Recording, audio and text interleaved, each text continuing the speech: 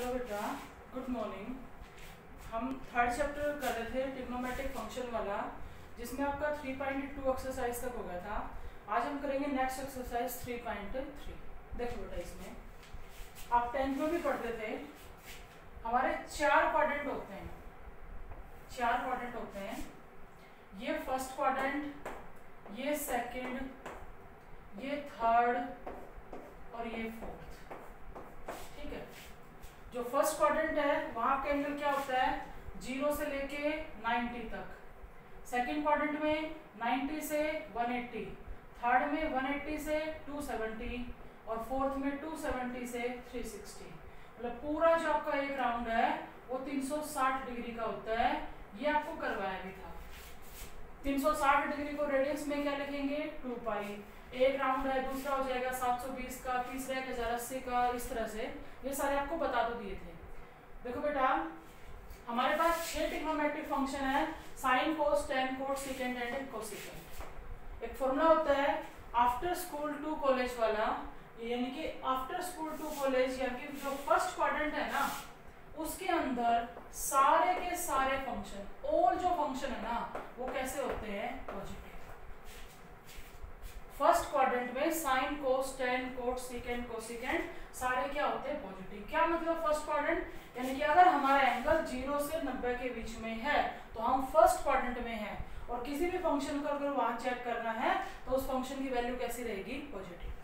Second quadrant की अगर हम बात करें तो सेकंड क्वाड्रेंट के अंदर साइन, और साइन का रेसिप्रोकल होता है कोसिकेंट। साइन और उसका रेसिप्रोकल कोसिकेंट, ये दोनों फंक्शन तो क्या होंगे, पॉजिटिव। और अदर 4 जो रह गए, कौन कौन, कोस, टेन, कोट और सिकेंड, वो चारों कैसे होते हैं, नेगेटिव। कौन से क्वाड्रेंट में, सेकंड में। थर्ड क्वाड्रेंट की अगर बात करें तो टेन फंक्शन और उसका रेसिप्रोकल कोट, ये दोनों तो होते हैं पॉजिटिव, और अदर 4 आपके क्या होते हैं, नेगेटिव। उसके बाद अगर फोर्थ क्वाड्रेंट की बात करें तो कोस और कोस का रेसिप्रोकल फंक्शन सीकेंड, ये दोनों तो होते हैं पॉजिटिव, और जो बाकी के 4 रह गए वो आपके कैसे होते हैं, नेगेटिव। हम यहाँ पे इस एक्सरसाइज के अंदर यही करेंगे कि आपको एक ट्रिग्नोमेट्रिक फंक्शन की वैल्यू दी जाएगी, बाकी फंक्शंस की वैल्यू निकालेंगे, लेकिन हमें साथ में ये भी लिखेगा भाई क्वाड्रेंट सेकंड है, थर्ड है, फोर्थ है, तो हमें देखना पड़ेगा कि अगर सेकंड क्वाड्रेंट है तो कौन कौन से फंक्शन की वैल्यू पॉजिटिव आएगी, कौन कौन से फंक्शन की वैल्यू नेगेटिव आएगी। अब देखो, ये तो आपको याद होगा कि फर्स्ट क्वाड्रेंट में सारे पॉजिटिव, सेकंड में साइन और कोसेकेंट, थर्ड में टेन और कोट, और फोर्थ में कोस और सेकेंट। अब उसके बाद देखो, आज हम पढ़ेंगे कि साइन, कोस, टेन, कोट की न्यूमेरिकल वैल्यू, या यूं कहें रेंज। देखो बेटा, जो ट्रिग्नोमेट्रिक फंक्शन है ना, हम उनकी रेंज की बात कर रहे हैं। ये रेंज वर्ड ना सेकंड चैप्टर में भी आया था। डोमेन एंड रेंज जो था, ये वही रेंज वर्ड है। वहां पे हमने रेंज क्या पढ़ा था भाई, देखो डोमेन में तो क्या पढ़ा था कि x की जिन वैल्यूज के लिए हमारा y क्या हो, डिफाइंड हो और रियल हो, उन्हें क्या कहते हैं, डोमेन। और y की जिस वैल्यू के लिए, जिन वैल्यूज के लिए हमारा जो फंक्शन x जो बनेगा वो डिफाइंड और रियल होगा, उन्हें क्या कहते हैं, रेंज। तो यहाँ पर ये वही रेंज है, लेकिन आज अब इसमें जो रेंज है ना वो ट्रिग्नोमेट्रिक फंक्शंस के रेंज की बात कर रहे हैं। ट्रिग्नोमेट्रिक फंक्शंस की भी अपनी क्या होगी, रेंज होगी।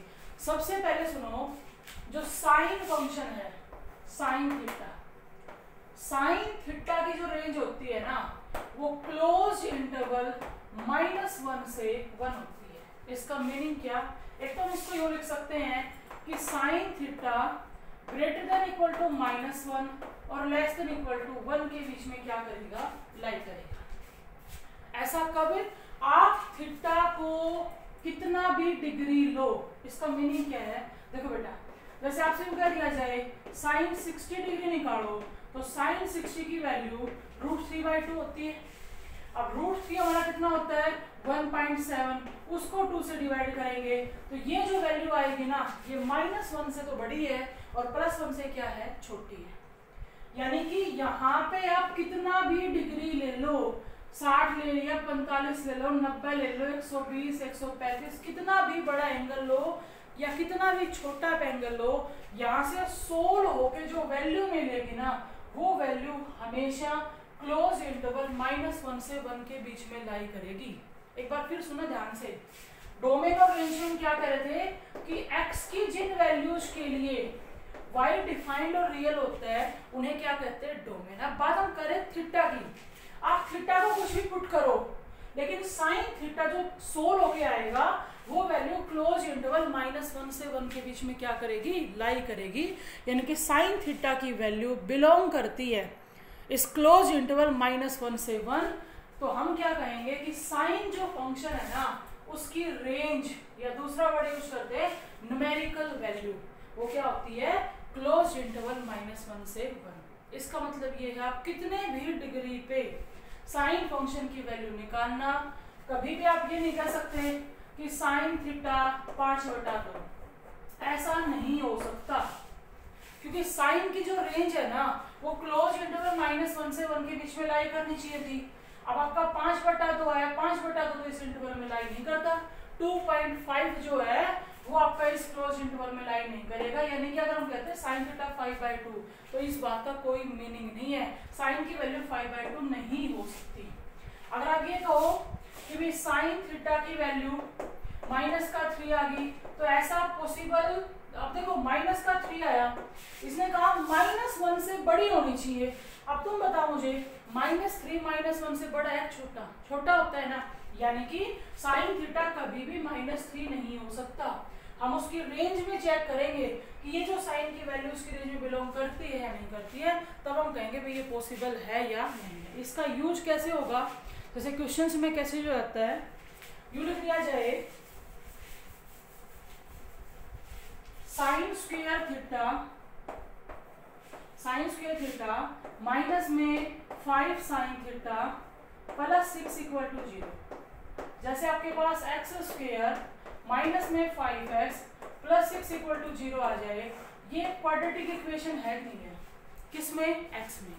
लेकिन अगर मैं इसको ऐसे लिखूं तो ये क्वाड्रेटिक किसमें है, साइन में। आपसे ये पूछ लिया जाए कि क्या ये इक्वेशन पॉसिबल है, तो हम क्या करेंगे, पहले हम इसके फैक्टर करके सोल्व करेंगे और जो साइन थीटा की वैल्यू आएंगी ना उन वैल्यूज को चेक करेंगे, अगर उसकी रेंज में बिलोंग करती हैं तो पॉसिबल है, वरना पॉसिबल नहीं होगी।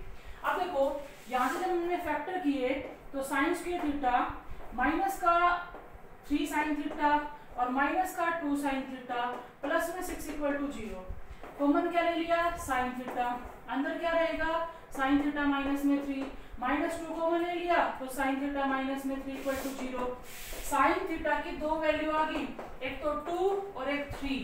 अब आपसे पूछा जाए कि क्या ये इक्वेशन पॉसिबल है, तो ये जो वैल्यू आई है ना इन वैल्यूज को चेक करो, क्या ये -1 से 1 क्लोज इंटरवल में बिलोंग करेंगी, नहीं कर रही, यानी कि ये जो इक्वेशन है वो पॉसिबल नहीं होगी। तो रेंज के अंदर चेक करेंगे, अगर यहाँ पे साइन की बजाय कोस फंक्शन आ जाएगा तो फिर हम उसको कोस की रेंज में चेक करेंगे। अभी हम इसके बाद कोस की रेंज में पढ़ेंगे। आपको ये चीज याद रखनी है कि जो साइन फंक्शन है ना उसकी रेंज क्या होती है, -1 से 1 है क्लोज्ड इंटरवल। उसके बाद देखो सेकंड आएगा कोस थीटा। जो कोस थीटा होता है ना उसकी भी रेंज क्या होती है, -1 से 1। चाहे इसको ऐसे लिख दो कि cos theta greater than equal to -1 और लेस देन इक्वल टू क्या होना चाहिए, +1। तो दोनों की सेम है, साइन और कोस की आपको याद हो जाएगी। अगर अभी जो मैंने इक्वेशन लिखी थी वो इक्वेशन कोस में क्वाड्रेटिक होती तो तब भी हम क्या कहते हैं कि इक्वेशन पॉसिबल नहीं है, कि कोस थीटा की वैल्यू 2 और 3 नहीं हो सकती, क्योंकि 2 और 3 दोनों के दोनों इस क्लोज इंटरवल में बिलोंग नहीं करते। उसके बाद आता है थर्ड tan फंक्शन। देखो बेटा जो tan थीटा है ना उसकी रेंज की हम बात कर रहे हैं, तो tan थीटा की जो वैल्यू है ना वो कोई भी रियल वैल्यू होनी चाहिए, रियल नंबर्स की बात कर रहे हैं। यानी कि जो tan की जो रेंज होती है ना वो क्या होती है, सेट ऑफ रियल नंबर। जैसे आपसे कह दिया जाए tan स्क्वायर थीटा प्लस में tan थीटा प्लस 1 = 0, क्या ये इक्वेशन पॉसिबल है? तो हम क्या करेंगे, इस क्वाड्रेटिक इक्वेशन को सोल्व करके tan की वैल्यू निकाल लेते हैं। अब हमने देखा जब हम फैक्टर करने लगे तो फैक्टर तो यहाँ पे नहीं होंगे, अगर फैक्टर नहीं होते कोई बात नहीं, आप क्वाड्रेटिक फॉर्मूला लगा दो। tan में पढ़ा हुआ ना quadratic formula, -b plus minus under the root b² - 4ac/2a जब वो फॉर्मूला आप लगाएंगे तो माइनस में b plus minus under the root B square minus 4ac upon में 2 इंटू ए, तो -1 plus minus under the root -3 और अपॉन में क्या आया 2। 10th क्लास में आपने ये भी पढ़ा था कि किसी भी क्वाड्रेटिक इक्वेशन के अगर रूट का नेचर चेक करेंगे तो रूट के अंदर जब नेगेटिव साइन आ जाता है ना, तो ये जो दोनों वैल्यू हैं ये आपकी रियल नहीं होंगी। कैसी होंगी? इमेजिनरी। तो आपसे क्या पूछा गया था कि क्या ये इक्वेशन पॉसिबल है? हमने यहाँ से tan थीटा की वैल्यू निकाली। अब tan की वैल्यू अगर रियल तो आती तो इक्वेशन पॉसिबल होती, क्योंकि जो tan थीटा की जो रेंज होती है वो क्या होती है? Set of a real number. यानी कि हम क्या कहेंगे कि ये इक्वेशन पॉसिबल नहीं है, क्योंकि इसको सॉल्व करने से जो tan थीटा है वो इमेजिनरी आ रहा है, हमें कैसी वैल्यू चाहिए थी? रियल। तो आपको ये भी याद रखना कि tan की जो रेंज है वो क्या होती है? सेट ऑफ रियल नंबर, और जो cot थीटा होता है ना उसकी भी रेंज क्या होती है? Set of real number. उसके बाद हम बात कर रहे हैं सीकेंट की और कोसिकेंट की। अब देखो जो सीकेंट है ना वो कोस का रेसिप्रोकल होता है और कोसिकेंट है वो किसका? साइन का। मतलब जो साइन के पास है वो किस में नहीं होना चाहिए? कोसिकेंट में। देखो बेटा सीकेंट थीटा जो है ना उसकी रेंज पता क्या होती है? सेट ऑफ रियल नंबर, उसमें से माइनस कर रहे हैं ओपन इंटरवल -1 से 1। इसके पास -1 से 1 का क्लोज इंटरवल था। ये यूं कहता है कि वो रियल नंबर जो साइन थीटा में नहीं थे। लेकिन एक बात का ध्यान रखो, यहाँ इंटरवल क्लोज था और यहाँ इंटरवल क्या है? ओपन। साइन में और कोस के अंदर दोनों में क्लोज इंटरवल आ रहा है। जब हम सीकेंट और कोसिकेंट की बात करेंगे तो सीकेंट और कोसिकेंट की जो रेंज होगी वो ये लिखी जाएगी। इसके पास 1 है, इसके पास -1 भी है, और यहाँ पे भी -1 और 1 साइन और कोस दोनों के पास थे। दो ऐसी वैल्यू हैं जो साइन कोस में भी हैं और सीकेंट कोसिकेंट में भी हैं। क्यों है?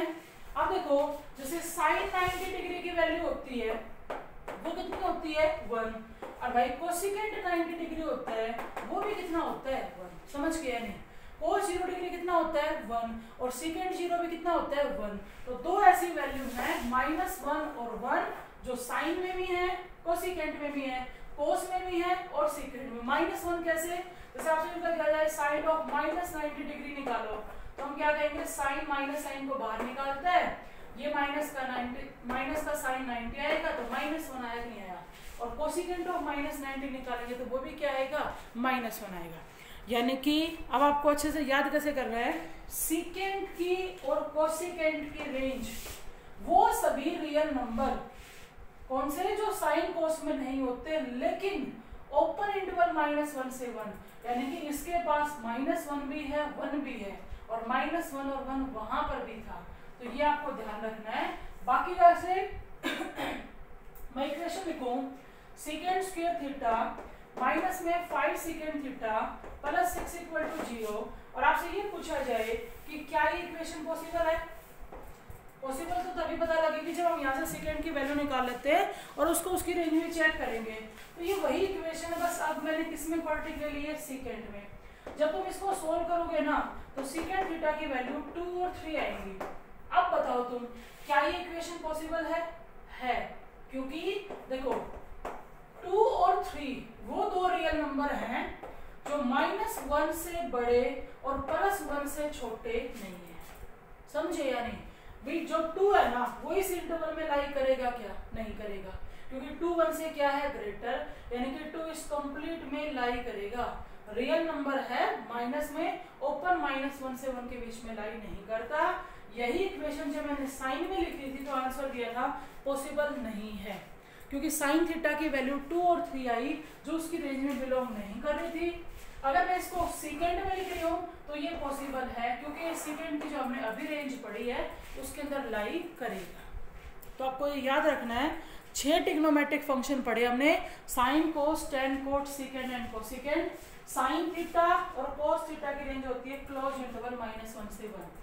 टेन और कोट की होती है set of real number. Second और कोसेकेंड की होती है वो रियल नंबर्स जो ओपन इंटरवल -1 से 1 के बीच में लाई नहीं करते।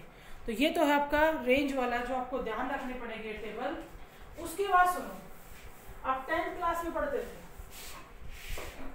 एक फॉर्मूला पढ़ा होगा, कौन सा? पंडित बद्री प्रसाद हर हर बोले।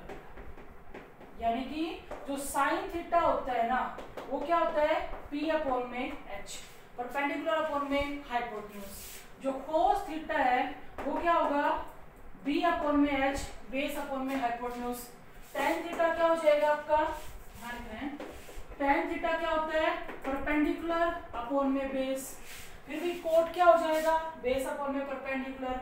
सेकेंड क्या हो जाएगा? हाइपोटेन्यूज अपॉन में बेस। और कोसेकेंड क्या हो जाएगा? हाइपोटेन्यूज अपॉन में परपेंडिकुलर। इसकी हेल्प से अगर आपके पास एक ट्रिग्नोमेट्रिक फंक्शन की वैल्यू है तो तुम अदर 5 की वैल्यू निकाल सकते थे राइट एंगल ट्रायंगल की हेल्प से।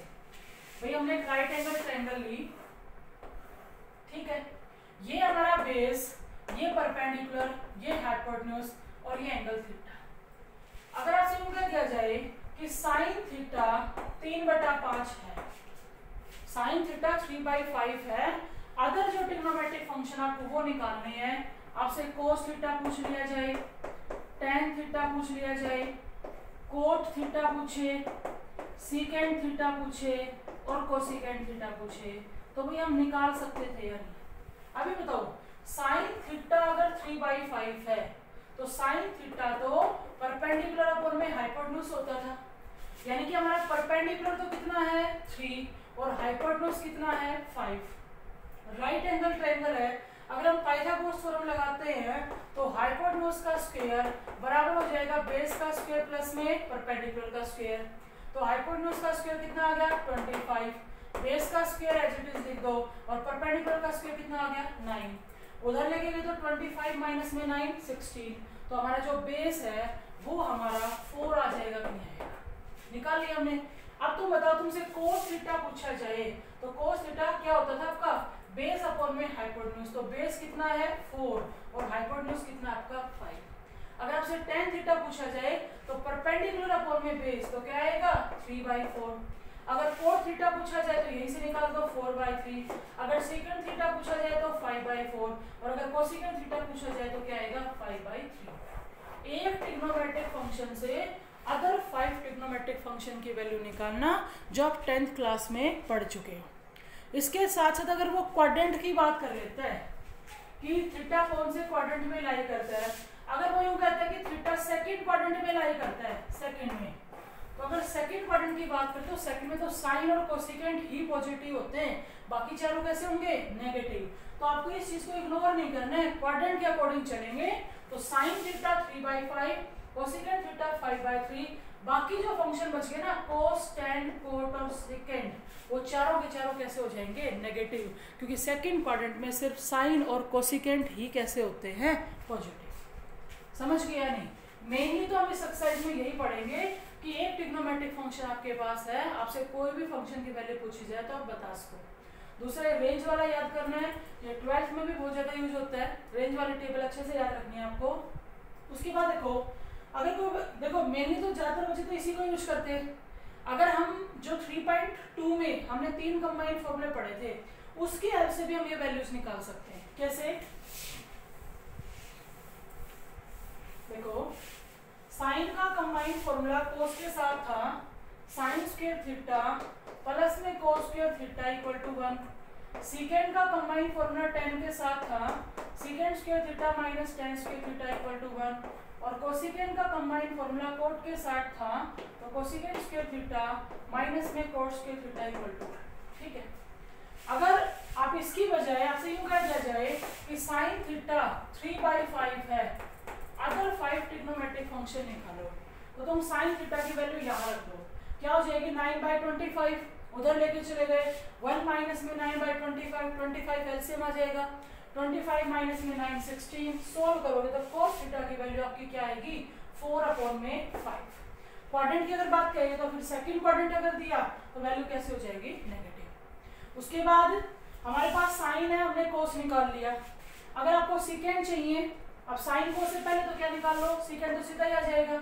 सेकंड थीटा का क्या हो जाएगा कोस का रेसिप्रोकल, तो 4/5 का उल्टा क्या हो जाएगा 5/4।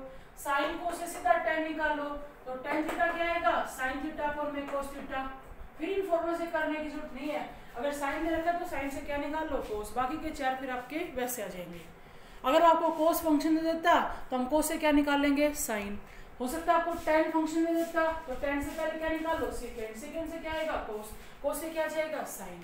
तो ये था आपका कि एक ट्रिग्नोमेट्रिक फंक्शन अगर आपके पास है तो अदर 5 की वैल्यूज कैसे निकालते हैं, ये सारा का सारा आपको याद रखना है। उसके बाद हम आगे शुरू करेंगे अब इसकी एक्सरसाइज के लिए रेंज वाला, और जो क्वाड्रेंट वाली बात है वो तो आपको वैसे भी ध्यान है, लेकिन एक बार आप रिवाइज कर लेना।